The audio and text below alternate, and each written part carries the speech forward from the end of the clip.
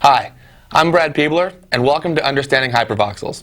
Today we're going to give you a real good look at the HyperVoxel system, from the underlying technology, a solid definition of where the name actually comes from, and then we're going to go on to go through the entire interface of HyperVoxels so you know where to find the major functions for surface-based, volume-based, and sprite-based HyperVoxel functions. At the end of the tape, we'll actually take you through some projects so you can learn how to create real-world effects with the HyperVoxel system. Let's go ahead and get started.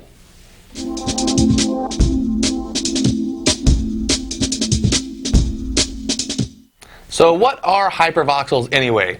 HyperVoxels is not just a flashy marketing name, it's actually a contraction for hypertextured volumetric pixels. Now what does that mean exactly? Well, let's take a look. A hypervoxel, basically, if we talk about a voxel, which is a volumetric pixel, is a position in space. That's what we call the pixel. Okay, so we start off with a 3D coordinate, which is x, y, and z, and then we give it a radius, or a distance from that point, and that defines the volume. This is where we come up with the volumetric pixel. So you can see we start with the point in space, then we define a radius, for example 1 meter in this case, and that gets drawn into a circle, which then gets lathed into a sphere, as you can see here. And this all happens internally in the HyperVoxels algorithm. This is what we refer to as an implicit surface, which means there's no actual geometry there. The surface is actually ray traced directly at the time of render. One of the nice things about a hypervoxel, because it's an implicit surface, is you never see any of the stepped artifacts that you might see with a polygonal shape. If you were trying to create organic like blobs or smoke or fire with polygons, would almost be impossible. HyperVoxels allows us to do this in a very flowing, fluid manner because of that implicit surface. Now once we've got that radius defined, the next thing we want to do is add the hypertexture. So right now we have the voxel, the volumetric pixel, and the next thing we add is the hypertexture. So a hypertexture is essentially a procedural texture like you see on this cube. The thing that's interesting about a procedural texture is that they're actually three-dimensional. So while it looks like a 2D map on the outsides of the cube, you can actually imagine the texture running all the way through the cube internally in 3D space. In fact, if we look at this animated, you can see as it moves on the side how it's changing the texture on the front. So it's showing you that it is a fully three-dimensional texture. It's not just sides here, it's actually internal as well. What that means is that the texture will actually allow us to displace the surface of the hypervoxel, whether it's the external surface or an internal surface of the volume mode. So it'll take the value of the hypertexture in 3D coordinate space and push and pull on the surface of the hypervoxel. Let's take a look at that same hypervoxel voxel now that it's been displaced with the hypertexture. And you can see how now the surface here becomes bumpy. Now, unlike a bump map on regular geometry, what's interesting about a hypertexture is that it's actually changing the topography of the surface, raising and lowering it depending on the value of that procedural texture. Whereas on a bump map, it's just faking that by changing the normal's reflection to the camera. So by deforming the normal or perturbing the normal, it gives the illusion of a bump on the surface. But if you look at the edges of the surface, you'll see there is no bump there. That's a bump map. With a hypertexture, you get true bumping of the surface. So there's our voxel with a hypertexture, and you'll notice if we remove some words, we have voxel and hyper left over, and that of course gives us hypervoxels. So this is the first form of hypervoxel, which is a surface-based. There are three different types of hypervoxels. There's the hypervoxel surface, which we've just seen. There's a hypervoxel's volume, which ray traces all the way through that spherical area. And there's a hypervoxel sprite. So the difference basically is if we look at the hypervoxel surface, you can see the edges here, it's just ray tracing until it hits that implicit surface and then it stops. So the hypervoxel basically creates a smooth skin surface. A volume mode ray traces inside that area. So it actually traces down through the volume. This is how you can get things like clouds, smoke, volcanic ash, things like that. Rather than the ray firing from the camera and stopping at the surface or at the implicit surface, which gives us the surface volume, in a volume mode it goes through and hits multiple layers of the hypertexture as it pierces the volume to create this volume type hypervoxel. And of course there's also sprite mode, and what this does is it gives you a much more ethereal looking render. You'll notice that actually if we go back and forth between volume and sprite, you'll notice you can see the texture is similar between. That's because we're using the same hypertexture on both. So the difference is, with a volumes type hypervoxel, the ray from the camera goes through and pierces the volumetric item and then calculates samples all the way throughout, multiple samples through the volume there. Whereas with a sprite, it comes through and it just takes a sample right from the center of that bounding sphere. That gives you a very quick render. It's not going to look as rich as a volume mode, but it is going to give you a nice ethereal, quick render for things like smoke. If you don't need a really thick smoke, if you need more of a sort of ethereal smoke, it's perfect. I'm also going to show you in a little bit how we can attach images to those sprites. So they're very handy for a multitude of different reasons. So we've got volume-based, sprite-based, and surface-based hypervoxels. Let's go ahead and take a look at how we'd get this thing set up.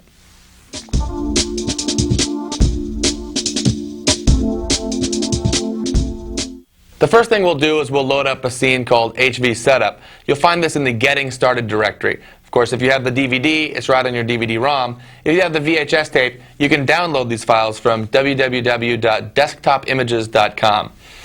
Okay, so here we have the room set up. Let's go ahead and go into our camera view here. The first thing we're going to do is add a HyperVoxels object. Now, HyperVoxels can be applied to any geometry. In this case, we're going to use a null object, the simplest form. And we'll just name this HV null. Very good.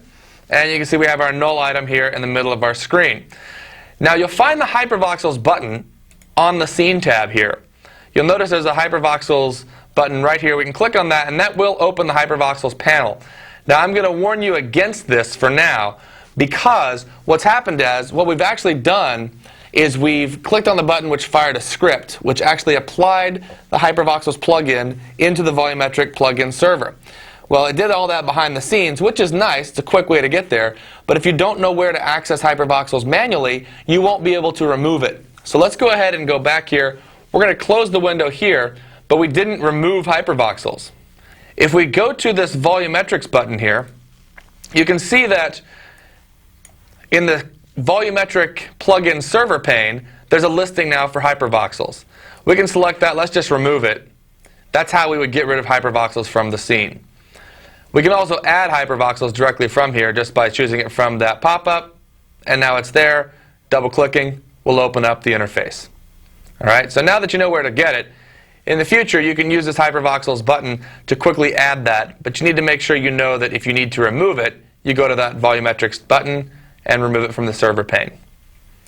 Okay, let's just go ahead and open up the Viper window as well. Viper, as you probably know, is the versatile interactive preview render, and this will give us quick preview renders of our HyperVoxels as we're working. So to activate an item inside of HyperVoxels, what we need to do is just double-click on it. If I double-click on it, now you'll notice I have my HyperVoxel surface rendered directly inside of Viper. You notice it's a little small, so I can scale this up a little bit just by dragging this slider here, this mini slider. You can see as I drag it, it scales the surface volume there inside of Viper. Now another way I can check the scale is to activate Show Particles. And you'll see that in my backdrop here, or in my OpenGL viewport, I can now see that in real time as I'm dragging my mini slider. I can see the volume. You'll notice there are two different lines here. The first inner line and then an outer dotted line. This is the actual volume that we can see here, is the solid line. Then the outer line is the force boundary. And this is going to become very valuable when we're working with multiple particles and having them blend together. For now, we'll just focus on the internal line, which gives us the actual bounding region for the HyperVoxel. So that's it. That's how you set up HyperVoxels. Now all we've done so far is add a surface type HyperVoxel to a null. You can of course apply HyperVoxels to any geometry and it'll create the bounding sphere around each vertex in the object. Or you can apply HyperVoxels to particles, which we'll be doing in a little bit. There's one other thing I want to show you on setting up, and that's how we can see the backdrop inside of our Viper viewport window. So you can see here, in the HyperVoxels window, we have an option called Use ZBuffer in Preview. The reason we're not seeing anything in the background here is because we haven't done a render, a full Lightwave render, for it to capture the background elements. What I'm going to do is I'm going to deactivate the null for now, push F9, and that will do a quick render of the scene. Now the reason I deactivated that null is because now it's not rendering HyperVoxels in the actual render. That considerably cuts down the amount of time to do that test render. And really all I wanted that for was to capture it into the Viper buffer. So now you can see I've actually got my environment there inside of my HyperVoxels Viper window. If I activate the null, now we can see that in the actual environment. So just a quick trick there for setting up your Z buffer. Of course, if you don't want to see the environment around the HyperVoxel, just turn off Use Z buffer in preview.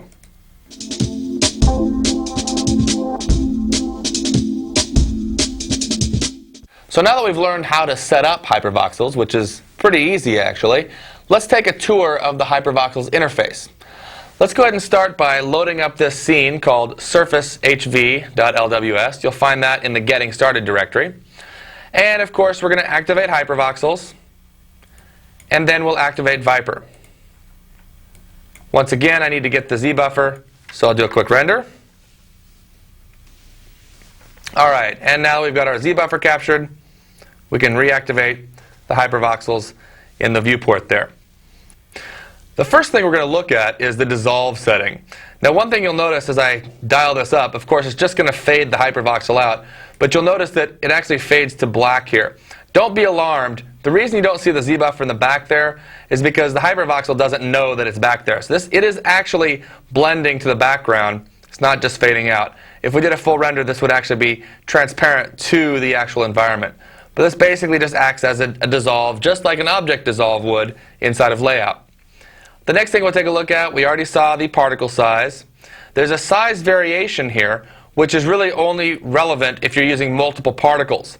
This way, if you have an entire particle swarm or a particle effect, you've got particles flying all over the place, you can have each particle vary in size randomly. So if you have a particle size of 4 meters and you have a size variation of 100%, they can be anywhere from 0 to 8 meters in scale. So that gives you a nice randomization of the particle size there. The next thing is a stretch direction, and this really is dependent on motion of the item. And since we're not moving here, we won't activate this, but if we set that to velocity, it will stretch along the direction that the item is moving. If we just want to scale the HyperVoxel, we can choose X, Y, or Z. If we choose X, you can see that I can scale it up or down on the X-axis. If I set that to, say, 50%, then we can change that to the Y-axis.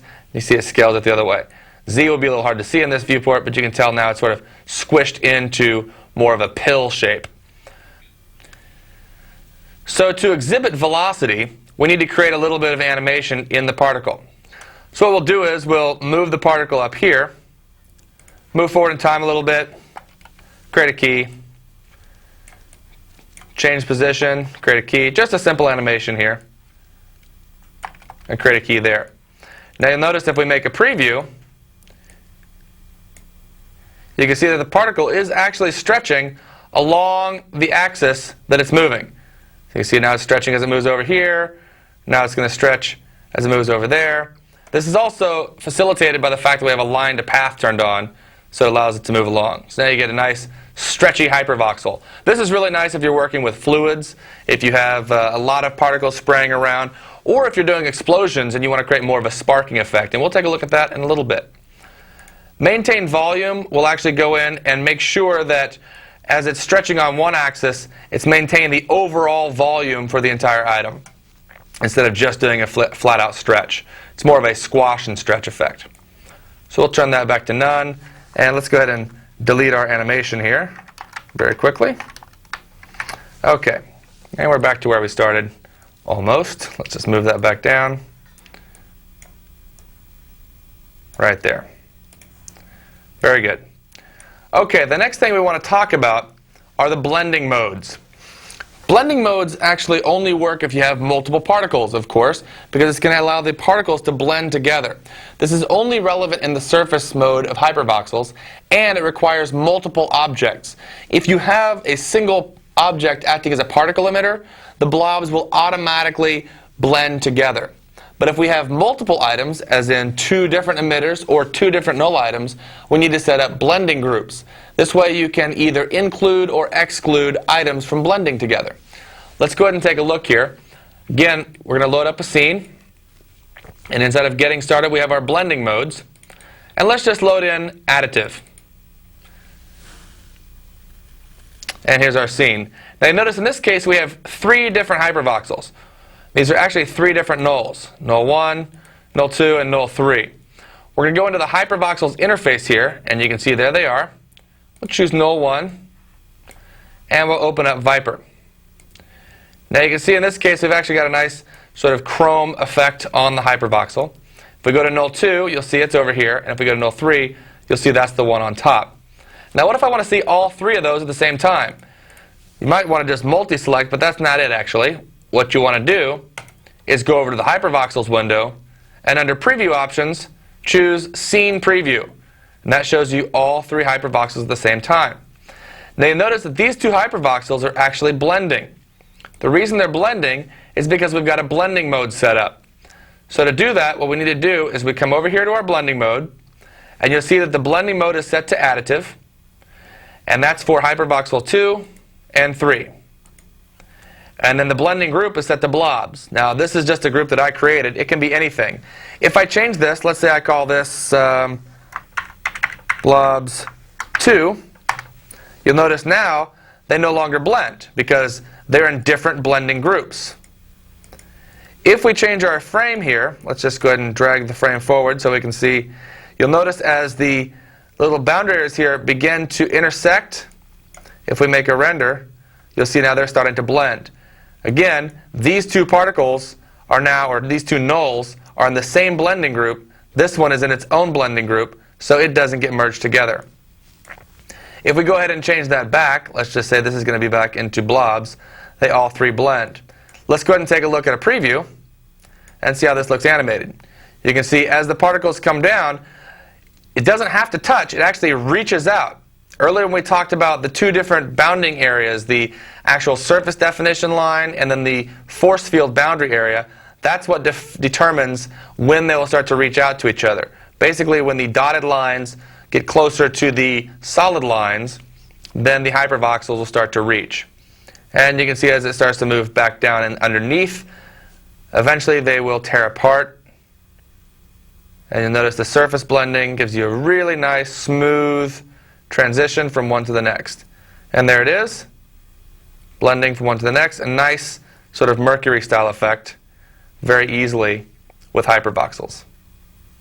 And again, if you look at the scene here, you can see that as we move forward, let's just go ahead and make a render here.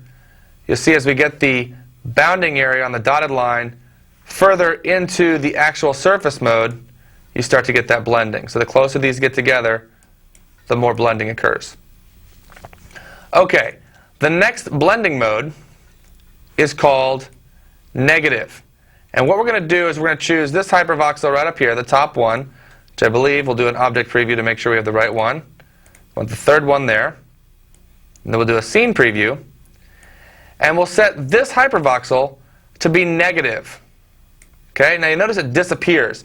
That's because it's no longer adding to the effect, it's subtracting from it. So we move to the middle of the scene where the hypervoxel is in between. You'll notice now it cuts away. So again, let's make a preview here. And of course we can't see it because we have this negative force field dropping down.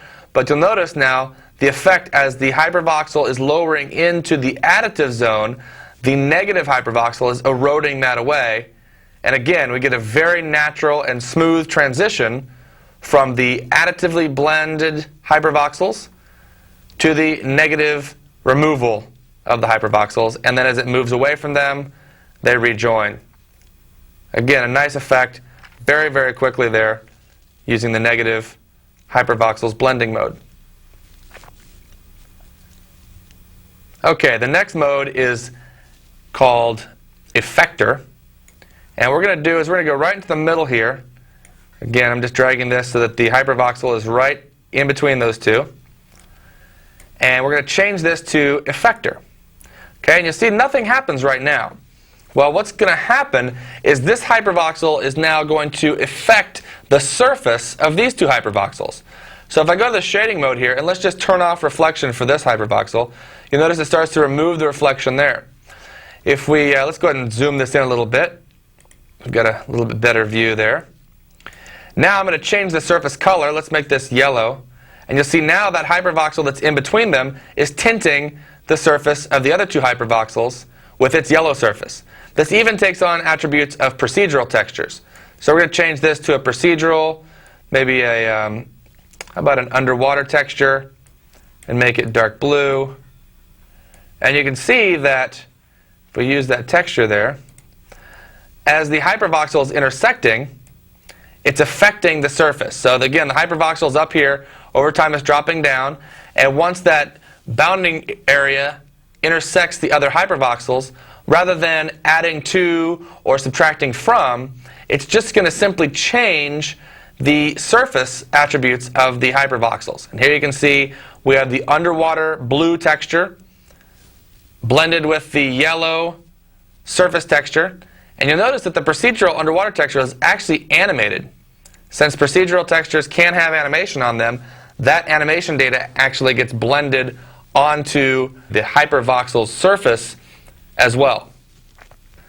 So now we can see very clearly as the hypervoxel drops through, you'll notice as it's dropping down through the area here, you get not only the change of surface color, but also the addition of the procedural texture, and since that procedural texture is animated, that animation data comes through as well. So again, some pretty cool stuff there using additive, negative, or effector as blending modes.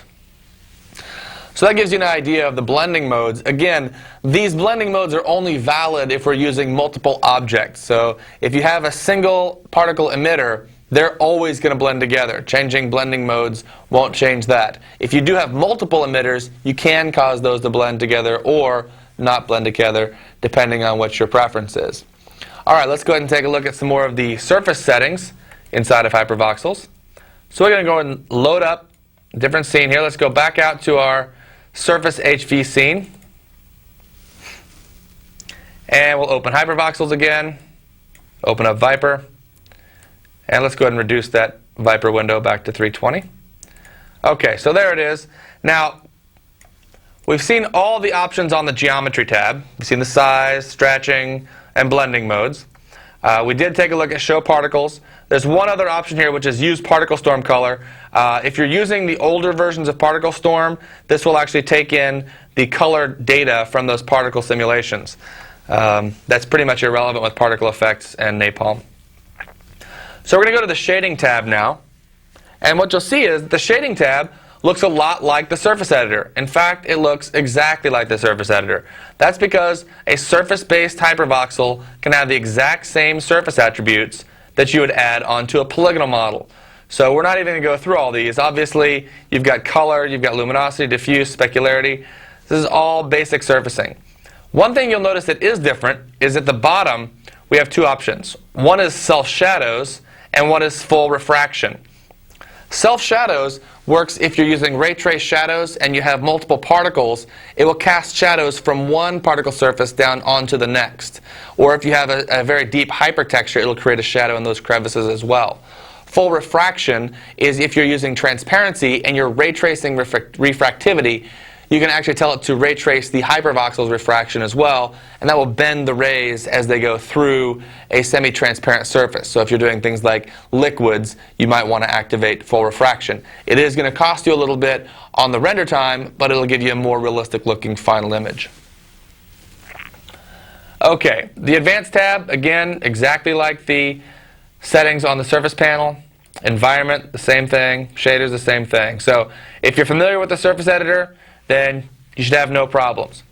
One thing you will notice in the texture editor here, again, it looks exactly like the regular texture editor, with the exception that under gradients, there are some different gradient options. In this case, you've got the particle options down here for age, speed, weight, and time. And we're going to use some of these later in our project, so we won't go through these right now. But the reason these are here and not on the surface editor is because particles are relevant to the hypervoxel settings, whereas they are not necessarily relevant to all surfaces. Okay, so we'll go ahead and remove that texture. That's really all there is to it for shading. Next thing we're going to take a look at is the hypertexturing. This is the most interesting aspect of hypervoxels, or at least one of the most interesting. We're going to come over to texture here, and you'll see we have some different procedurals. These may look familiar. If we choose one, you'll notice that our HyperVoxels spheroid there has really changed its shape. It's now being displaced by that hypertexture. Again, you can choose any of the different textures, the different smoky textures, turbulence, dented, some really nice looking effects. That's a really nice one there. One of my favorites is FBM. This is really good for working with the volume mode, as we'll see later. Heteroterrain. Now, a couple notes about these hypertextures.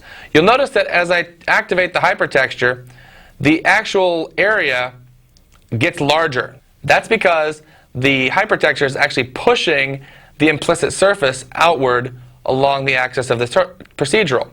So if we turn back on the heteroterrain here, you can see it's actually gotten much larger. What you'll also notice is these areas here are very smooth. That's because we've pushed the implicit surface so far, it's reached the outer boundary of that implicit surface. If we crank up the texture amplitude, for example, you can see more and more starting to clip here as it reaches the outer boundaries of the implicit surface region. So you want to be careful when you start driving up the texture amplitude not to go beyond that area so you don't get those smooth zones. Or if you do get those smooth zones, you know where that comes from. You can just dial down the setting until you remove it. You'll notice that when I change the different modes here, you get some different settings in this little viewport. These are exactly the same settings you'll see in the surface editor when you're working with procedurals, so we're not going to go over those. One thing you'll notice, we do get the texture amplitude setting here that we talked about. There's also a texture effect that's ghosted out.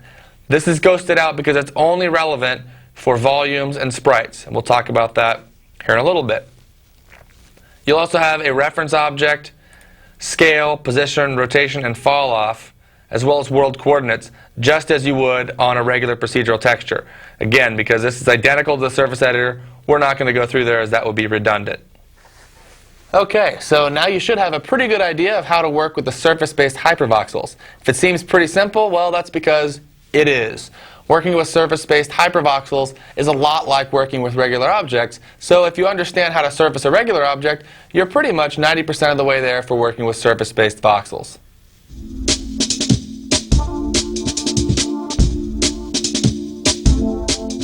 Working with volume-based hypervoxels is probably the most exciting aspect of the application. Now, it's also the most difficult because it's fairly complex and you don't get to see your results quite as quickly as you do in other aspects of the program. But you can create really nice explosions, smoke, really deep, thick, volumetric ash, all kinds of cool stuff. So once you understand sort of the science behind the volume-based volumetrics, then you can really control it. So let's go ahead and take a look at how we work with volume-based hypervoxels. Okay, again, we're starting with a scene here that you can find in your Getting Started directory. It's called HV Types, and this one is set to volumetric. One thing you'll notice immediately is if you open up our HyperVoxels panel here, we choose the HV, again, you'll see that our Show Particles is turned on, but you'll notice it looks different than it did when we were in surface mode. Let's just switch this back to surface mode. You can see again, remember we had the bounding region here, and then the actual force field region out here. When we work with volume mode, you'll see it just gives you the solid line around the outside. That's because there is no blending force field. It's just this entire volume now is going to be creating that volumetric effect. So let's go ahead and open up Viper. And you can see immediately we start to see the render of our volumetric pixel there, our nicely hypertextured voxel. Now, because this is so dark, it's going to help to have the background inside this view. So once again, we know we can do a quick render, but if I do a full render, let me just go ahead and start that. You can see it renders the geometry quickly, but again, waiting for this hypervoxel to render, not a good idea. So again, we'll abort that, simply deactivate that, and you'll notice it's actually trapped that geometry in the Z buffer already. So now we can activate it, and we get our HyperVoxels cloud there inside of the room. Okay, so taking a look at the properties of a volume. You'll notice that first of all on the Geometry tab, very similar to what we had on the Surface-based tab, you've got your size variation, stretch direction, all just the same. You'll notice that your blending modes are grayed out. Again, we can't have blending modes on the volumes. They don't blend together. Under shading, this is where things get a little bit different. You see, we don't have quite as many surface settings as we did on the surface-based HyperVoxel. For example, things like specularity don't make any sense on a smoky type surface. So let's go ahead and take a look at some of these surface parameters and how they do work. First of all, obviously color is just going to change the color. In this case, we've just got it set to white. We can crank that up a little bit. That'll brighten up our HyperVoxel. Luminosity is basically just going to drive up the amount of reflected light. Again, you can make your HyperVoxels brighter there with luminosity. Set that back down to 100%. So that's exactly like regular surface settings. Opacity is a little bit different. While it's somewhat the inverse of transparency, you'd expect the voxel just to disappear. Instead, what we saw was it got brighter. What it's actually doing is it's setting the opacity of each layer as you're going through. So as we fire the ray through, it's still getting a calculation or a sample from each layer of the HyperVoxel, but they're very, very transparent. It also really slows down the render because now it's going all the way through the volume. Normally, the HyperVoxel ray, as it comes through the surface, once it goes a certain distance, once it reaches a threshold of darkness, it'll stop calculating. Right? So if a particle or a ray is firing through and HyperVoxels gets halfway through that volume and realizes, hey, this sample is now 100% opaque and black, there's no reason to keep rendering. So it's a nice optimization built in there. But when we set opacity down to 0, it goes all the way through the volume, adding up all those samples, and that's why we get that very bright white HyperVoxel. And here we can see now that's been rendered. So you get a nice looking cloudy effect there, but boy, it takes a while to render when you have opacity down low like that.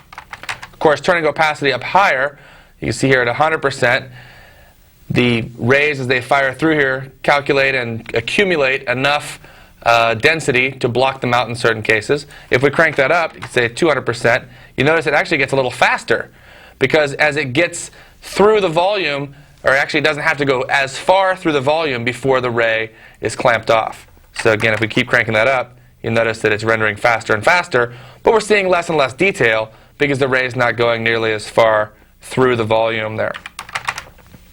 I'll go and put that back to default. The next thing is density, and this is basically the density from the texture. So if we crank this up, let's say to 200%, you can see now you get a much fuller cloud around there. All right, so it's using that procedural texture to create this nice hypertextured volume, and where the texture is stronger, it's creating more density, and where it fades off more inside the volume here. But by increasing the density, we can increase the effect of the texture. By decreasing the density, you can see now we're sort of dissolving that away from the texture. Now you notice it doesn't just fade out the entire HyperVoxel, it fades it out where the texture was the weakest and leaves the strong textured areas in for the last. So if we turn that down to say 20%, you can see just a couple little spots here where the texture was strong enough to keep it in there. Again, if we turn that back up to 100, that's the default look of that procedural texture there.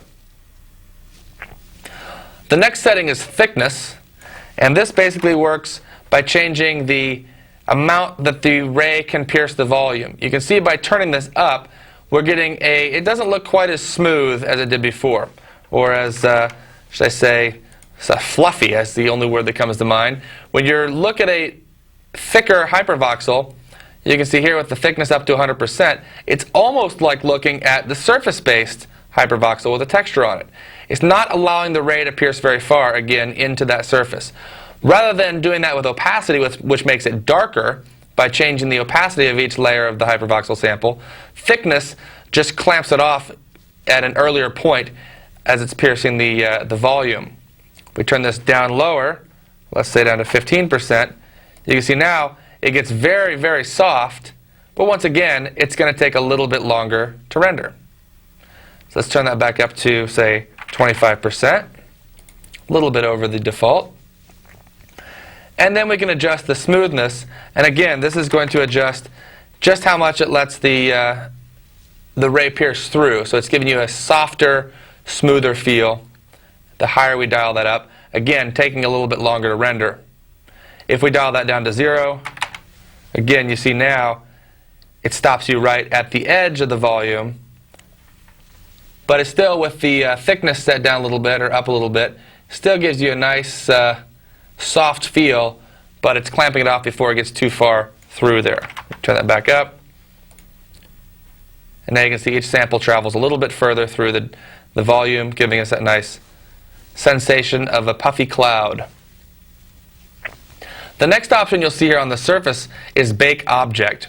What this is going to do is actually going to take and freeze the hypervoxel into a number of image slices.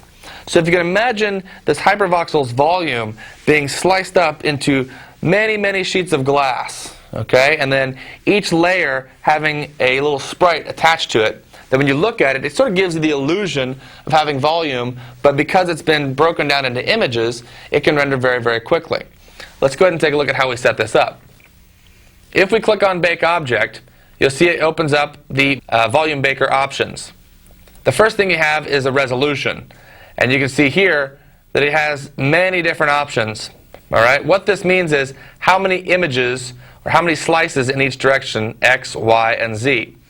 The lower the resolution, the less accurate the hypervoxel baked version is going to look. Also, if you turn this up, it's going to be more accurate. It's going to cost more in render time, and you'll also notice that your amount for memory is going to go up dramatically as well. You can see here, this would be a 30 megabyte file to bake that hypervoxel at 200 by 200 by 200, whereas down at 50 by 50 by 50, it was only half a meg. So increasing this accuracy drastically increases the amount of memory required. The next thing you need to do is just basically type in a file name. So we'll just call this Baked Volume 2. Say OK. And now it goes about baking the hypervoxel. What it's doing right now is it's actually rendering the hypervoxel essentially all the way through on all axes and dividing those up into little slices. This is very similar to radiosity or shader baking, where you're creating the lighting environment getting baked into an image map. But rather than creating one image map, which wouldn't accurately reflect the volume, it creates a movie file where each frame is a new slice of the hypervoxel. And then when it brings that back into Lightwave, it will actually use each frame and apply that back onto a stand-in object that it creates automatically. So if we assign that, you'll be able to see it in OpenGL. It's not going to be as accurate as the original hypervoxel, but it's going to be very fast and in fact allow you to see a rough version of it in real time. Okay, you can see that it's finished rendering and it's asking me for compression settings. We'll just go ahead and set that to animation. Get a little bit of compression here. So it's using QuickTime. We say OK, and now it's saved. Now you notice, here's my baked mode. You'll notice it's not quite as accurate as it was before. If we go into let's go to the perspective view here, and let's just move this. You can kind of see, again, in OpenGL, it's not going to be quite as accurate. So let's rotate that. You can see here it is in 3D space. You can see as we move it. Again, it's not going to be quite as accurate in OpenGL, but you can see the little plates there. If we look at the side, you can see how they're projecting that image onto those little plates. You can see the slices here. Okay. So again, you'll notice that if we move this back into position, let's just go ahead and rotate that back to 0.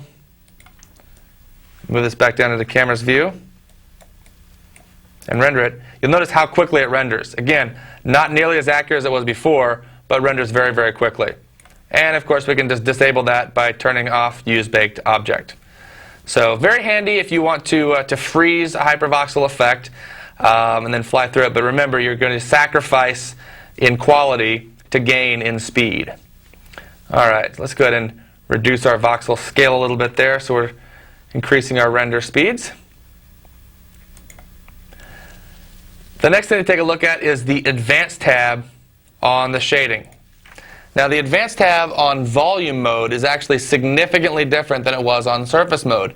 That's because we have a lot of extra options for dealing with how the rays actually intersect with the volumes as we go through that voxel. Let's take a look. One of my favorite settings here is render quality. The reason I like this one is because I can dial it down immediately and get a much faster voxel render. That allows me to scale this back up a little bit so I can get a little closer into the volume. Let's set that at 3. You can see it's rendering about 20% or 30% faster than it was before. Okay, and you notice that you don't see a lot of difference in the quality, especially at this resolution. So when you're doing tests, I almost always turn my render quality down to very low. The near clip distance is by default set at 200 millimeters.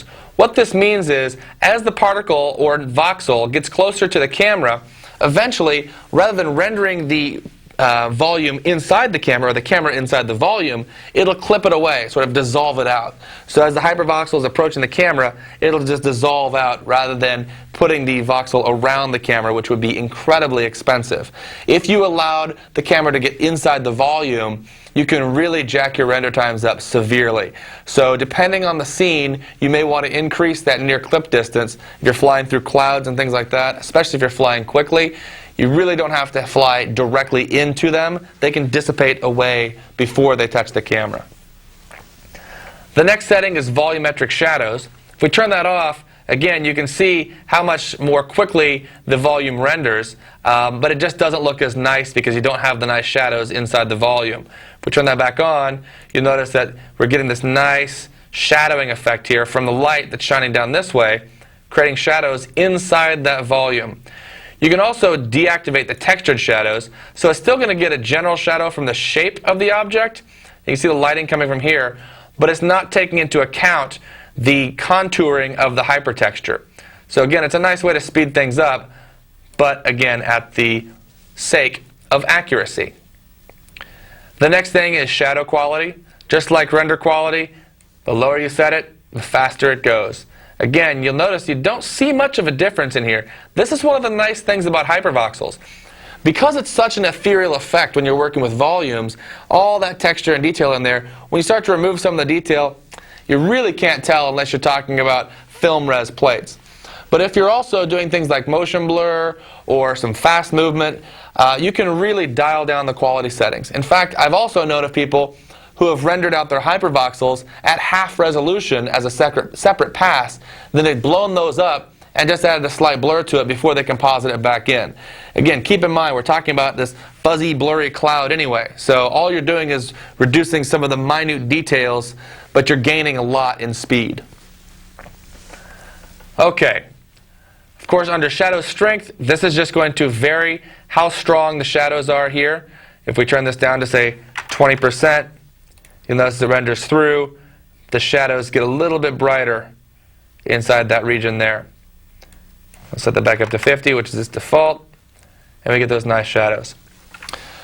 The next section, the illumination models, is probably one of the most misunderstood and probably most underused aspect of hypervoxels. The reason for this, I believe, is the names are just wacky. Things like beer and rally don't mean anything to me. Well, beer means something to me, but it has nothing to do with hypervoxels. All right, but what those actually refer to is the illumination model because of the algorithm or the creator of the algorithm. So the creator of the beer algorithm was named Beer. The creator of the rally algorithm was named Rally. Still doesn't help much, does it? Well, let's take a look at how it works, and that should clear things up a little bit. Let's go ahead and change to constant mode here. Constant's pretty straightforward. It's going to give you a constant lighting effect throughout the entire volume. So you notice the lighting doesn't really change much. What you see in the texturing here is just the difference in opacity and density as it goes through the volume. Rally is actually what we call a forward scattering light model. What that means is it prefers to have light facing the camera. In other words, right now we have our volume here, and our camera is facing it, and then our light source is coming from this direction. Well, what Rally likes to see is the light from behind here, behind the volume, and then it'll scatter the light and actually intensify the light as it scatters through the volume, much like a cloud. So let's take a look by setting this up here. We're going to go ahead and minimize these windows, and we'll go ahead and clone this light. So say clone the current item, clone it one time, and you see there's our light. And we're going to move it back here in the distance, and we're going to go ahead and rotate it around. Let's go ahead and zoom out here from the perspective view.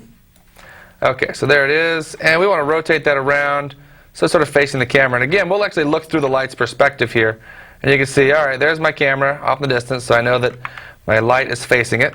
If I go to my camera view, there it is. And let's just go ahead and open up HyperVoxels again and make a render.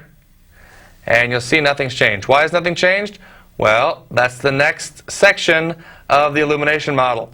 We're still only using the first light.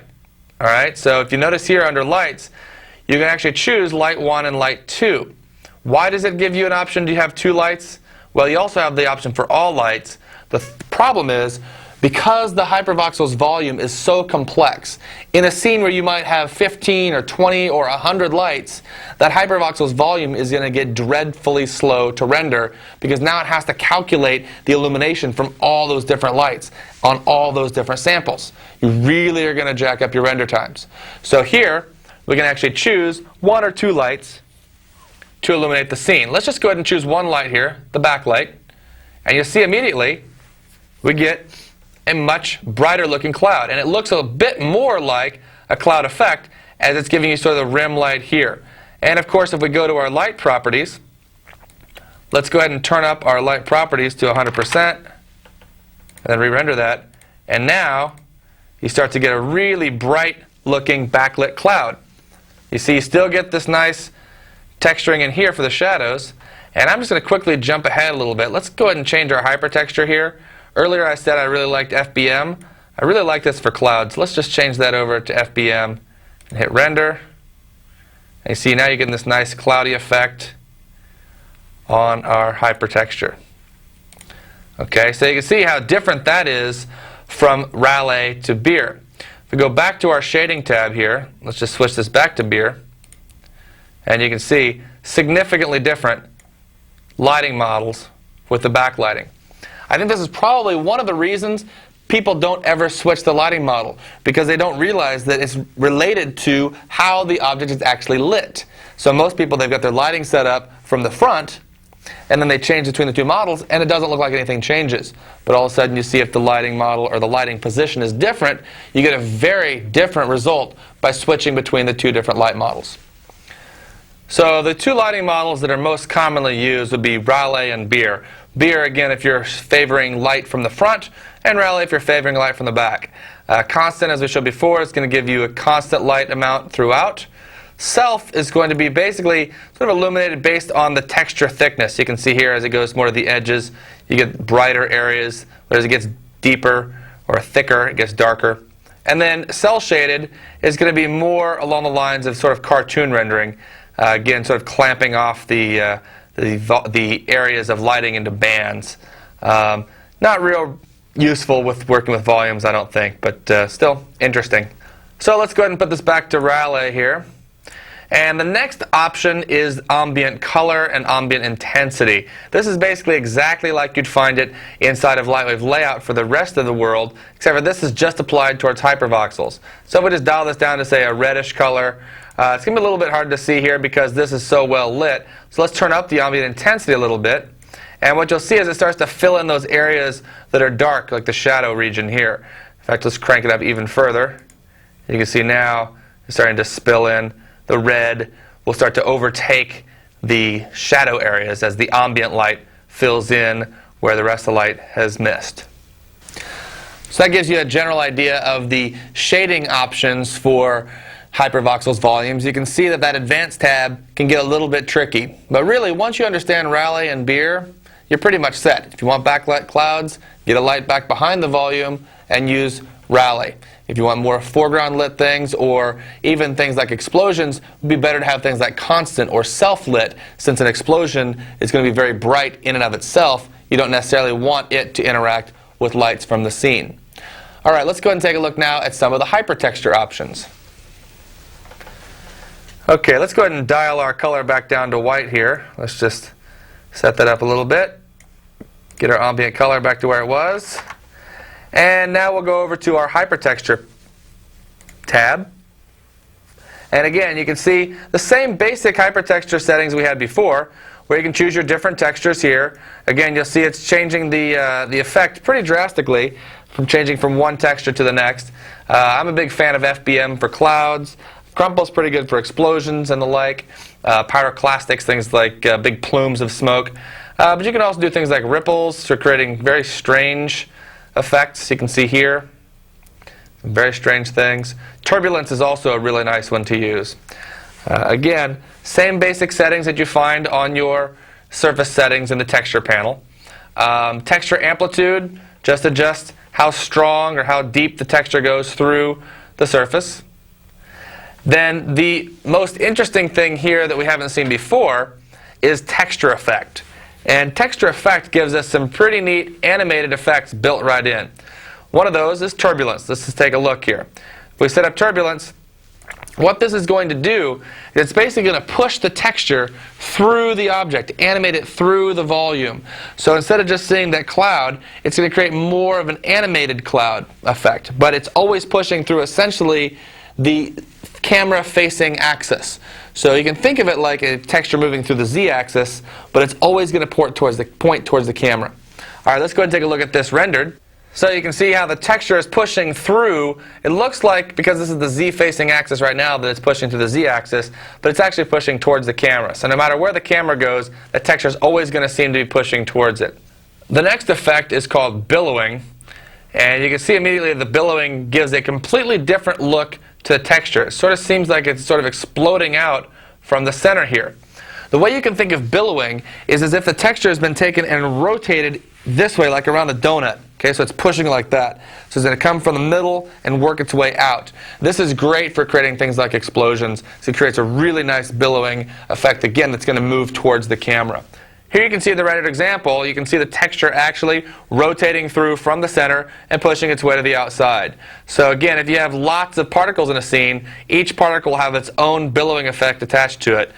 This is great for, again, doing things like explosions or vortices, all kinds of turbulence, great stuff with the billowing effect. All right, the next effect we'll look at is displace. Now displace is a little bit different, because displacement actually requires some particle movement. Essentially, you can think of displacement, it's almost like a world coordinates texture field has been put on top of the hypertexture. So in other words, we have our regular hypertexture. In this case, it's turbulence. It could be FBM or smoky or ripples, whatever. But then imagine there's a world displacement on top of that. So as we move the particle around, we can see some change or some variation in the hypervoxel surface. I'm actually not going to show you an example of this. I talked to the person that wrote HyperVoxels, Gregory, and I asked him, when would you use that effect? Because I noticed it looked a little strange. And he said, I don't know. He's never used it. So you might find an example for it. It basically just adds a variation to the surface. Not very interesting in my opinion, but knock yourselves out. All right. From there, we're going to go on to dissolve. And dissolve is an automatic way to create an animated dissolve. And what it does, it basically uses the effect speed here and will create a dissolve of the particle over that percentage. Now that 100% is a little strange, because what does 100% time mean? Well, it's basically looking at your frames per second that you have set up in your options panel in Lightwave. So whether you're in PAL at 25 frames per second, or film at 24, or NTSC at 30, or some other random frame per second setting, it's going to take that and base the dissolve on 1 second of that time. So the number of frames it takes to get through a second is how long it will take to dissolve that out. So that's basically it. It's not so useful on a single particle, but it's great on groups of particles. That way each particle is emitted and then immediately starts to fade out. A nice effect there just for quickly adding that. Of course, you can achieve the same thing with a gradient or an envelope on particle dissolve as well. Okay, the next one from there is velocity translate. Velocity translate is similar to the displace effect in that it requires the particles or the hypervoxel to be moving. But as it's moving, it's translating the texture through it. It's kind of like turbulence if turbulence were related to the velocity. So let's take a look here at an animation of this particle moving with velocity translate. So you can see as the particle is moving through space here on this little S-curve that the texture is also moving through it with the velocity taken into account. So a pretty nice effect to add in. Again, this is especially useful when you have groups of particles coming from a particle emitter. Okay, the next setting is dissolve and expand.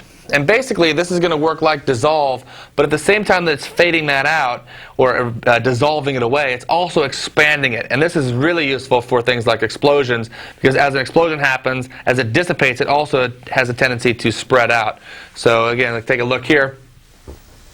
You can see the animation, You'll notice the particle is expanding and dissolving out at the same time. Again, using the effect speed at 100% gives us that uniform timing. If we want to slow it down, you set it to 50% or some percentage less than 100. If you want to speed it up, you turn it up over 100. Pretty straightforward. The last section on the Hypertextures tab is the exact same that you'd find on any texture palette, which is for size, position, rotation, and fall off. So we're not going to cover those. They're exactly the same functionality that you'd find in the surface editor. So now you should have a pretty good knowledge of how to work with HyperVoxels volume modes. What we didn't talk about was working with gradients in the volume modes, and that's really where we unlock some of the power of HyperVoxels, and we're going to do that a little bit later in the explosion project. So we'll get to that, but for now, feel free to dabble around with HyperVoxels volumes. You should have a pretty good command and control of that portion of the application.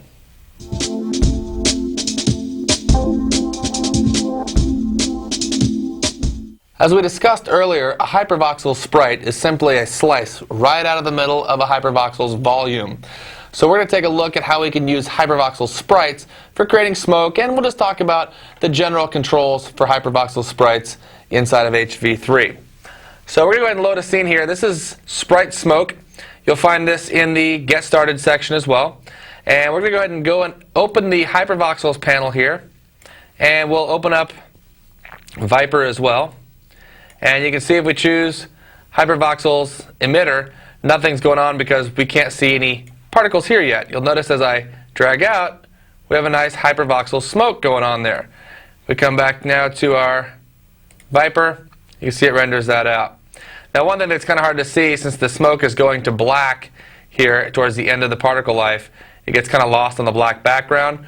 We can change that quickly by changing our backdrop here and changing the backdrop color to maybe more of a bluish shade. It's a nice daytime sky effect there. And now that'll get rendered in place of the black backdrop. Okay, so there we go. Now for this case, we're not going to talk about how we set up the particles. You've got the scene if you want to pick that apart. We're more concerned with the HyperVoxels sprites. You can see it gives you a very quick, in fact, in OpenGL, real-time view of your sprite effect. And of course, inside of HyperVoxels, the Viper renders very, very quickly as well. So these do render very, very rapidly. I'm going to change the preview option now to a particle preview. And we'll go back to an early frame here. And this is now just showing me the effect of one single particle in the scene. All right. If you leave your time slider later on in time, it'll disappear because we have a dissolve envelope on those particles over time. So we'll go back to frame 0. All right, so let's take a look at some of the attributes on the sprite panel. You'll see again the exact same attributes we had on the volume panel: particle size, size variation, stretching, and the showing particles or use particle storm. Nothing new there. On shading, same stuff here. We do have a couple new things. One, you'll notice a number of slices. All right. When I spoke earlier about having a slice right out of the middle of the volume taken for the sprite, well, you can actually set it to be more than one slice. In this case, you can have 1, 3, 5, or 7 different slices. So instead of taking right out of the center, it'll take multiple cuts and then composite those together. So if you crank that up, what you'll see is it gets a little darker as we go along there. Kind of hard to see when the particles aren't moving.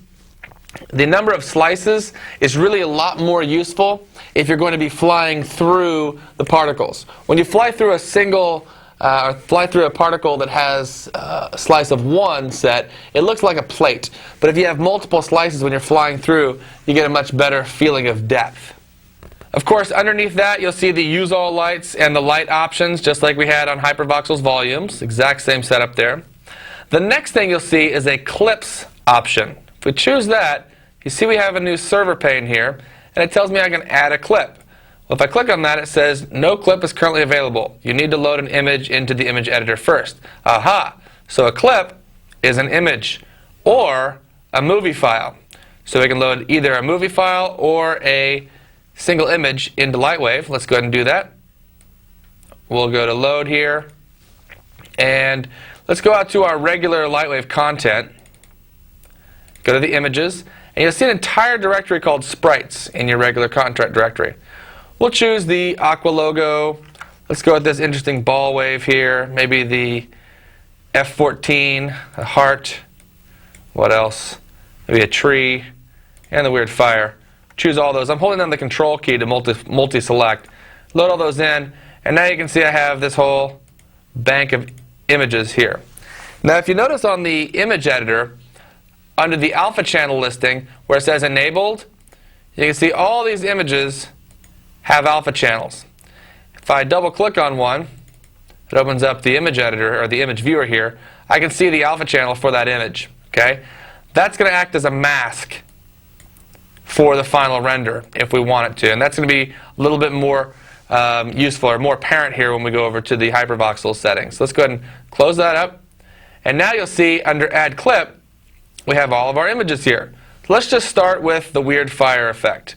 And now you can see, if we go to our scene preview, we scroll out here, you'll notice that inside of our OpenGL viewport, you now see all those little images, or actually that image, copied and pasted onto each one of those particles. Now in this case, you can see that it's using an alpha channel of the luminosity. We actually want to use the embedded alpha channel. So now that's using the alpha that came with the image map. Okay. You can also add some rotation to these if you like. You can turn off use color if you just want to use the shape of the image. So you can see now I've got sort of a nice looking textured smoke without having the color of the fire there. So you can either use the color of the image or just use the raw color of the HyperVoxels shading. Anti-aliasing is pretty straightforward. That's just texture anti-aliasing. Solid will basically allow it to use pre-multiplied or non-pre-multiplied alpha mats. So when you, depending on what kind of alpha channel you have, you can enable or disable solid to get rid of a black edge if you have any. Alright, another thing you can do that's interesting is add multiple clips. So you can go in here and I can say, let's add that one, and this one, and this one, and this one. So let's go through and adding all of them. Now, one limitation is that OpenGL will only show you one clip at a time. But if we come over here, you can see that we actually have lots and lots of different images pasted on there. It's a little hard to see. Let's go ahead and set these all to use their embedded alpha. You'll notice here on the alpha channel, we can actually just click on these, and that will change, scroll through the list of the pop-up, or of course I can use the pop-up itself. And now I'm starting to get the embedded alpha channels for each one of those clips. Let's go back to our shading tab here. Let's turn off the color texture, and let's crank up the luminosity a little bit so you can see all the different images. You can see the weird fire, you can see the aqua logo, you can see the heart in there. And you'll notice that on clips here, it's telling us the frame offset is particle age. That means it goes through these, each new particle as it gets older will change through the different images. That's a little strange. Let's go ahead and set this to just random or uniform. And you can get different variations of how those images get attached to the particles. If you want to, you can make a quick preview. And we can see as the particles expand out here and get a little larger, each particle has a different image attached to it. Here's our little sort of ball wave. Here's the heart. There's the aqua logo. See all the different images attached there to the particle stream as it comes out. So you can do some pretty interesting things with HyperVoxels sprites using images. Now something to be aware of is that the images, as they get attached to the sprite, a sprite is actually a round sphere like this, right? 'Cause it's cutting through the volume. So if you have a square image and the image fills the entire square, you're only going to see the parts that are inside that round area. So things like the heart are going to get chopped off a little bit at the tops. You can rectify that by just taking the image that you want to use into any image program and giving it a little bit of spare canvas around the outer edges, expanding the image and giving some blank space. So when it gets cropped, it crops inside the boundaries of the image. Okay, so there's our little preview. You can see our particles coming out, and now instead of smoke, we have all these little different images attached to the sprites. So as you can see with HyperVoxels sprites, you can do some really nice ethereal effects. Anywhere from smoke to light flames. You can also, of course, use image maps to attach. And don't forget, you can also attach QuickTime movies or AVI files that will advance as the particles grow older. So some pretty cool stuff you can do there with HyperVoxels sprites.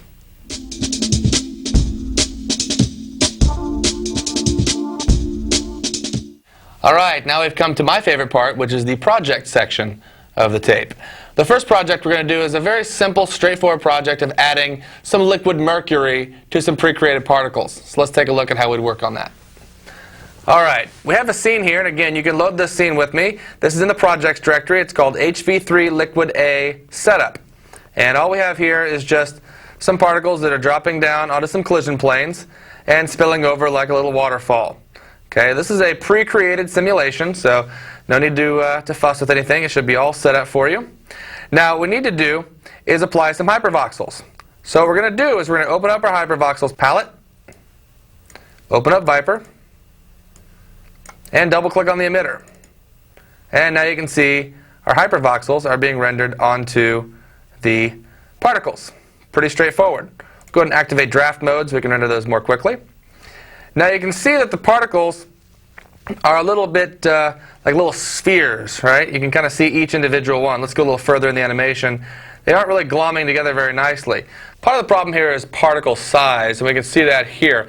Basically what happens is when we first activate the particles, it automatically scales the particles based on the volume of the overall effector or emitter.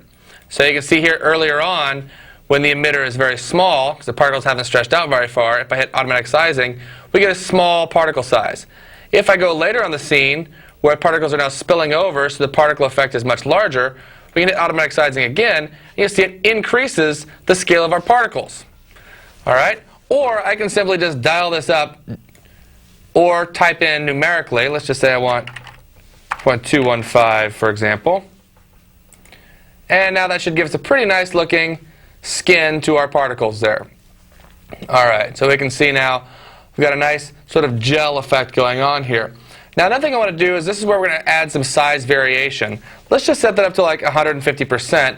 And you can see now it's going to give us a little fuller effect. Some particles are going to be larger, like these here, and some will be smaller, like these guys here. So it gives a nice randomization there on the effect.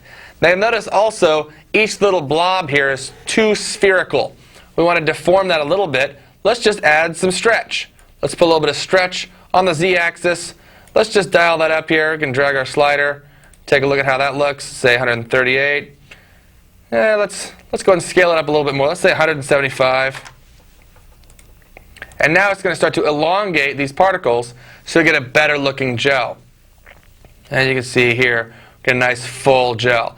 Now you'll notice this is starting to slow down a little bit as we render through. Although we've got a nice looking stream of particles here, one of the reasons we're starting to slow down is if we look at our particle emitter here, you'll notice we have tons and tons of particles. When we're working with, especially in just the initial setup stages, we really don't need so many particles. So what we'll do is we'll go over to our Scene tab here, open up our effects property with the emitter selected. You can see right now it's using a saved file. You can tell that because all of the options are ghosted. We're just going to clear that out on the File tab and go to Generator here and dial this down to say 150 particles. Now we've lost our inner particle simulation, so we're going to start to have some particles spill off on the sides. But that's okay. It's just going to be for rough approximation for now, and later on we'll use that same particle simulation.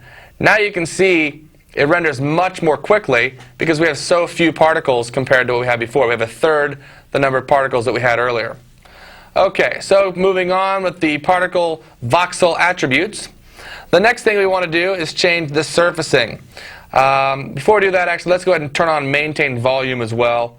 And you can see that's going to scale out the stretch effect a little bit better. Now we're getting some really nice dripping effects there. Again, remember, we're going to add more particles back in, so that's going to make that a little bit fuller later on.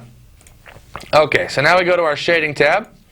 And we'll go ahead and leave our luminosity at 0. We're going to create a liquid mercury, so we don't need any luminosity. One of the things about metallic surfaces is they generally have a very low diffuse setting. I'm going to turn this down to about 25%. And it's going to get very dark. Now it's so dark on the black background it's getting hard to see. Well, we can fix that again by using the Z buffer. So once again we'll deactivate HV emitter, do a quick render. That'll give us the effect of our background elements here. There we go. And now you can see, there that is. And now we can see our voxels much more clearly on that wider background. All right. Okay, the next thing is to add some specularity. Let's dial that up to about 88, 89%. It's very nice, shiny. Looks like black tar right now. Let's decrease our glossiness a little bit. See how that looks? About 30%. There we go. Now it's starting to get pretty shiny. Now what would really help is if we had some reflection. So I'm going to turn on some reflection here. Let's crank reflection up to about 75%. You'll notice we don't see anything in Viper. That's because if we go to our Environment tab, you'll see that reflection options are set to ray tracing and backdrop. That means it's only going to ray trace the backdrop, or excuse me, it's only going to reflect the backdrop and ray traced elements. In this case, the backdrop is black, so that's all we get in Viper because it's not doing any ray tracing. Let's go ahead and take a look at a rendered frame and see how this looks with the ray traced elements. Okay, so here you can see the rendered frame. You'll notice that you get a really nice looking reflections, nice looking mercury, sort of silver mercury dripping effect here. Again, you notice these little stray particles.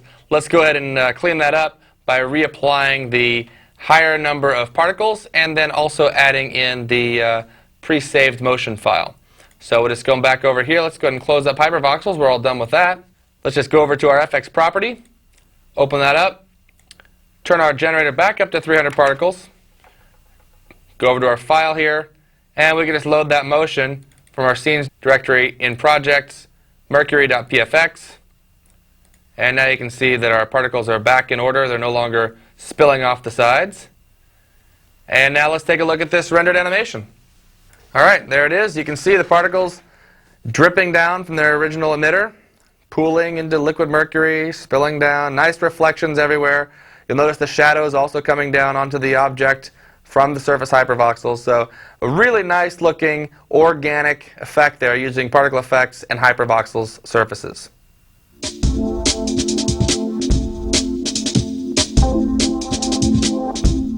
This next project is probably the one you've been waiting for. We're going to blow stuff up.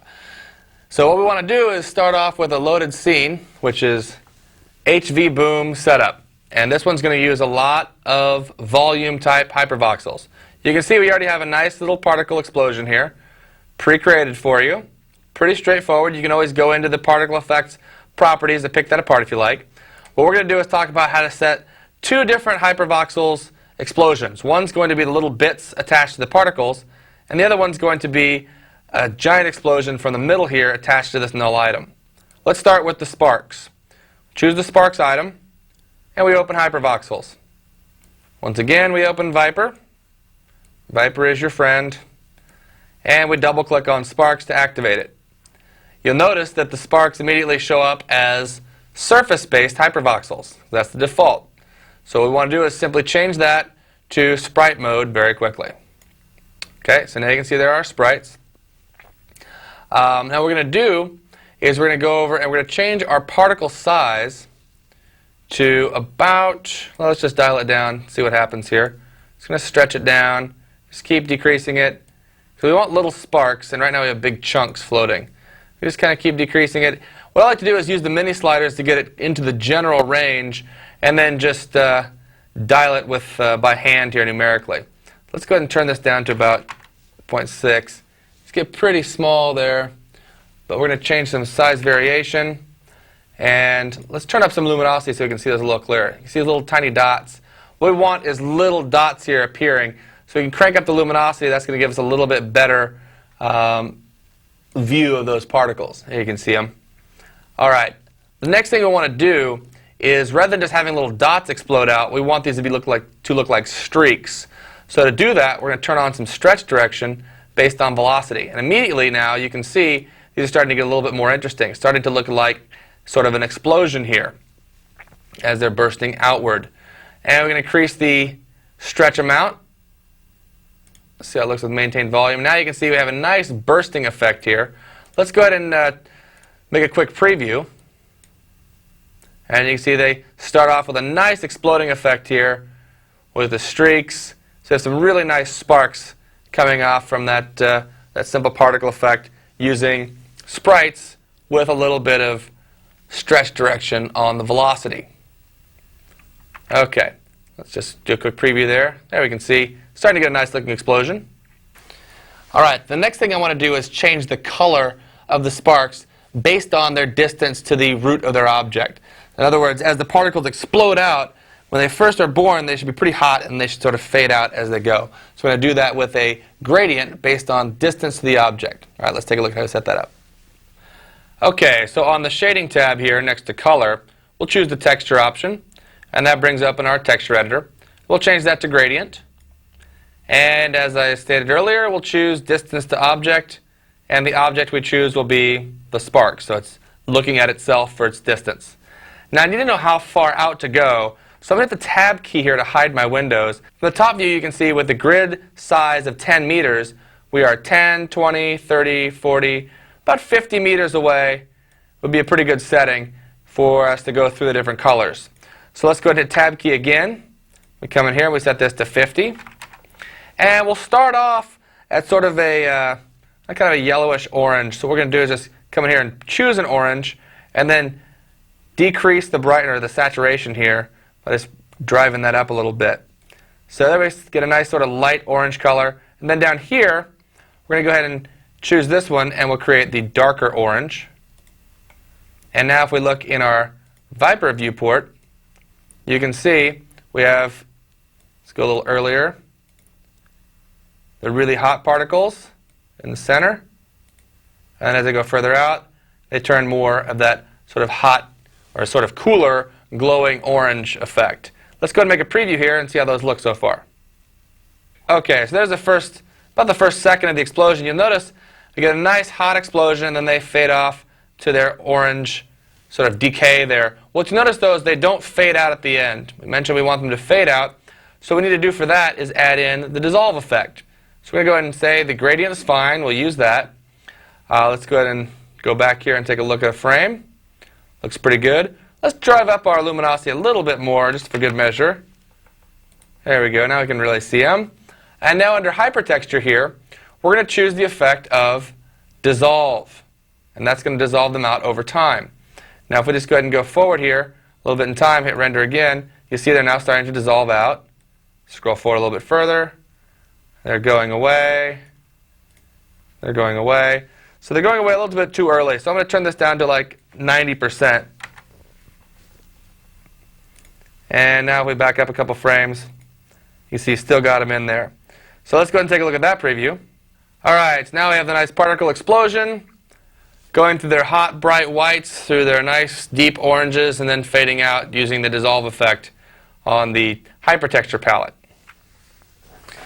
All right, now it's time to get to the good stuff. We're going to use a null object with a volume hypervoxel to create the billowing inner explosion. This is where you get the real meat of that explosion effect. So let's take a look. So let's first of all activate that. So double click on it. And let's just go back to the root here. Now if we look at the geometry size, we can see our particle size is about 1 meter. Let's go ahead and take a look at our camera view here. So again, we'll hide these palettes by hitting tab, go into camera view, and you can see that's very, very tiny. This is a really large world. So we need to increase the size. So start dragging that out here. You see we've got a bit. Now you see I can't see it. I need to turn on show particles. Silly me. So turn that on, and now we can see it nicely. Let's keep driving that up. Let's crank that really nice and large. So this is about the size we want the explosion to get to when it's all said and done. It's about 85 meters. Okay, but we don't want it to be 85 meters right off the bat. You can see here right now there's our surface. Again, this is a good example of when we want to start off with surface mode and then apply volume mode later. Surface mode gives a real quick look at the general volume. All right, so what we want to do is we want to animate this over time. So once again, we're going to use a gradient, this time on particle size. So we go to texture here, and we choose gradient. And you'll notice one of the attributes is time. So we know that we want the explosion to occur from frame 0 and explode out to about frame 60. So what we'll do is we'll set our end frame here on the gradient strip to 60. And we'll create a keyframe for it right there. Now we know we want it to be at 100% at that frame 60, so that's no problem. But at frame 0, we want it to be completely small. So let's just go ahead and drag our time slider back to 0, and we'll put the value down to 0%. You can see now the hypervoxel disappears because it's gone. That's at 0% scale. Now if we make a quick preview, and we'll turn this on draft mode to increase the speed here. You can see there it goes, and there's our particle exploding out over those 60 frames. Now one of the things I like to do when I'm working with explosions is have it start off exploding a little bit more rapidly. So here this constant growing effect isn't really giving me the illusion of an explosion. It just looks like a swelling of a basketball there. So what we need to do is create a keyframe that's a little closer to 0 but larger. So if we click down in here, that gives us a value of 60%. We'll drag that down towards the base here. So we'll say let's go at about 25 frames here. We just type that in, 25. We want it to be at about 60. Actually, let's make it up closer to about 80%. So it gets very, very large quickly, and then it takes the last 35 frames to go that extra 20%. So again, we make preview. You see now, boom, it explodes out. That's the initial energy from the explosion. And then as it starts to dissipate, the increasing continues, but at a much lower rate. So you can see there we get the nice explosion, and then it tapers off. Okay, pretty cool. Now, of course, we're probably ready to switch this into volume mode so we can actually start to see what this is going to look like. So we'll say that timing is good there. Change our object type to volume. And now you can see we have the rendering of our volume explosion. Now you notice it's pretty slow. Again, this is a good candidate for going to our shading tab, to advanced, turn off or turn render quality to low, and shadow quality to low. Alright, so this gives a good setting there. In fact, we don't even really need shadows, right? Because this is an explosion. So what we want is a hot explosion. We're not going to need shadows anyway. So there we go. Now we've got our little poof. Looks more like a little smoky cloud here. But with just a few clicks here, we're going to change that to a nice explosion. Let's go back to our color. And now what we need to do is we need to change a gradient here as well, doing basically the same thing we did earlier. Let's go ahead and scale that down a little bit to an earlier frame. We're going to do the same basic thing we did with a texture gradient. Set to distance to object. So we'll go here, distance to object, set it to itself. And this time, instead of going the full 50, let's just go out about 30 meters. So we're not going to go all the way out. We want it to be just going through that initial range early.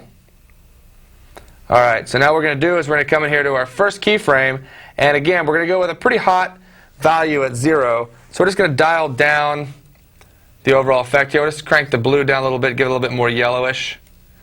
And let's just pull down some of the green. Just going to eyeball this a little bit. Get kind of a nice grayish red effect there.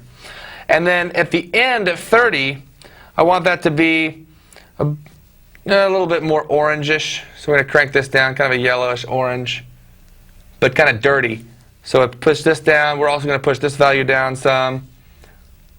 I'm just left clicking on these values. It's a quick way to drag these down. You can see you can drag this one down as well, and that gives us more of a kind of dirty brown. Okay, so again, it starts off early. As it expands out, goes through these values. Now we're going to change this also with some luminosity here in a little bit. So don't get too concerned with the overall coloration here. It's going to be a little bit brownish right now. Let's go ahead and add one more keyframe here at about 15. And this one's going to change colors as well. We're going to crank that back up a little bit. Get a little bit bright in the middle here. Okay, like that. Okay, so this is a little bit of a strange color swatch, but once we start adding some luminosity, that's really going to peak out, and you start to see a lot more of the detail in there. All right, so we've got our luminosity set to 100%. What we want to do now is add a gradient to that based on the local density. Using the local density, we'll actually look at the hypertexture inside the volume, and based on the more or less dense areas, we can ramp up the luminosity. That's the way we can get little crusty dark areas inside of hot areas, so you get that nice boiling explosion effect. Let's set that up. So we'll go into our luminosity texture here. Again, we choose gradient, and you'll notice one of the input parameters is, in fact, local density. All right. Now local density goes from 0 to 100%, so we'll just set a keyframe at 0 and a keyframe at 100. And let's set the keyframe at 0 to be a value of 0. Okay, so that starts it off dark on the insides. And I can do a quick render there. It's pretty dark now. Let's create another keyframe here at about frame 20, excuse me, about parameter of 20%. And what we're going to do is we're going to crank up the value here to about 25. Let's just drag that in a little further. Okay, and then we need another keyframe at 100, but this time we're going to crank that way up. Okay, now we're starting to get somewhere. So you're starting to see some explosion show up here. All right, so by driving up this percentage here, we start to get a more interesting looking explosion. Now, one thing I want to do is I'm going to change the texture type right now. Let's go ahead and hit Use Texture here, and go over to Hypertexture, and we're going to change the crumple a little bit. Let's change the frequencies here. Let's put a lot more frequencies in. That's going to give us a lot more detail immediately. You can see that is really helping the explosion effect. Then on our small power, we can drive this down a little bit again, just changing the overall feel of the texture. Let's just drive that down, adding more detail, and we're starting to get a nice looking effect there. The next thing we want to do is turn down the texture amplitude a little bit. See how it looks down here? That's pretty good. Maybe a little higher. All right. So I've got the texture amplitude at about 42. Let's just type in an even 40. All right, there we go. Now I can go to a texture effect here, and as it explodes out, I want it to fade. So I want it to dissolve and expand. So we've got that set, and you can see immediately it's starting to dissolve out. It's dissolving out a little bit too quickly. So we're going to go ahead and turn our speed down. Let's just set it down to like 70%. So it takes a little longer to go through that dissolve. All right, and let's tweak with the texture scale a little bit. Again, we can just sort of mess with that here. We'll just drive that down a little bit. Gives us a little bit more variation and detail inside the surface there. Let's just try 0.5 on all those. And now you can see we're starting to get some nice looking explosion effect going on in there. Okay, so that's going to do it for the hypertexture. Let's go back to the shading tab here and tweak on a few more values. All right, so I've got a nice looking effect, but it's not quite hot enough. So what I want to do is I want to take that hot 375% luminosity and drive it up into the local density a little bit further. Right now it's all the way down at 100%. If we drag that up and down to the gradient swatch, we can watch how it affects the overall effect. So let's take a look here. Let's go back into the luminosity and take a look at that. So if we just grab this little slider here, we start to drag it up, you can see, aha, now it's getting hotter. Let's make it yet hotter still. Drag that up in here. Now we're getting a really gnarly looking explosion effect here. You can see inside a Viper. Let's drag it up even a little further. Let's see just how far we can take it and still have a nice effect there. All right, so now we've got a really nice hot explosion. You see where the local density goes falling off. It gets very dark around the edges and in some of the crevices here. Let's go out here and take a look at some of the other surface settings. First of all, let's crank up the thickness a little bit, and that's going to give us a much better looking texture. Again, we're increasing the thickness, which increases the local density, and that gives us a much better texture here to get the nice hot spots in amongst the boiling areas as well. So it looks a little bit more like exploding or burning gasoline by doing that. We got the nice thickness there. Let's just turn that back down to about 45 even. There we go. Okay, so by adjusting the luminosity, we've brightened up the bright areas, but by increasing the thickness, we've increased the general density of the texture, which has given us some nice darker areas there to give that sort of illusion of smoke. We can turn off draft mode and get a nice high res of the render here. Now the next thing I'm going to do is go into some of the advanced mode settings. So we'll just jump over to the advanced mode, advanced palette. Then you get a really nice view of the explosion here. Again, we've got our render level set to really low. Let's just set it down to regular low, and we'll turn this back to draft mode. Near clip, we're going to leave that alone. We've got our shadows turned off. That's all good. We like our illumination of beer. Let's just take a look at some of the other ones. We talked about some of the different illumination models. You see self mode, not quite hot enough. Rally is going to be probably pretty dark as well because we don't have any backlighting. Looks like beer is probably going to be our best bet on this one. So that works out fairly nicely for this setting. Now one thing I'll probably do is crank up some ambient light. That's just going to help to give it some overall boost of light quality there. And if you want, you can tweak that a little bit just to give it a little bit of an orange color. Sometimes it's nice to sort of fill in some of the darker areas with a little bit of ambient light. Alright, so now we've got a really nice looking explosion effect. Let's go ahead and go back to an earlier frame here. Create a render, and oh wow, that's looking nice. It goes back towards, and there's a nice, really super hot flash. Let's take a look at a preview. You see here it goes. As it gets further away from itself, it goes from that very light white with lots of luminosity, comes flying through, continually expanding out. Now we're starting to see a lot of that texture density, giving us the nice dark areas. Alright, let's go ahead and stop that and do a quick play. Ah, that's nice. So I have a nice explosion effect here. Now let's see what it looks like with the sparks as well by doing a quick scene preview. And you can see now the sparks are rendering around the outside of it. Looks like the sparks, let's see them earlier. There they are. The sparks hit pretty early. Let's go ahead and do a full render. So you can see now the sparks coming out from the sides here and expanding out. Alright, let's go ahead and take a look at this finally rendered. Alright, so you can see there goes the sparks flying out there. You've got the nice HyperVoxels volume explosion in the middle. Again, once you see the settings, it's not that hard to set up. Using the local density is really the trick there, in conjunction with the really high luminosity values to give you the dark crevice areas of the burning smoke and then the hotter boiling areas in the middle. Pretty cool. Alright, well there you have it. Understanding HyperVoxels to a conclusion.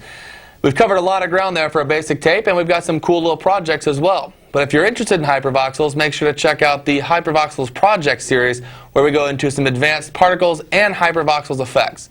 So until next time, keep on rendering. I'm Brad Peebler.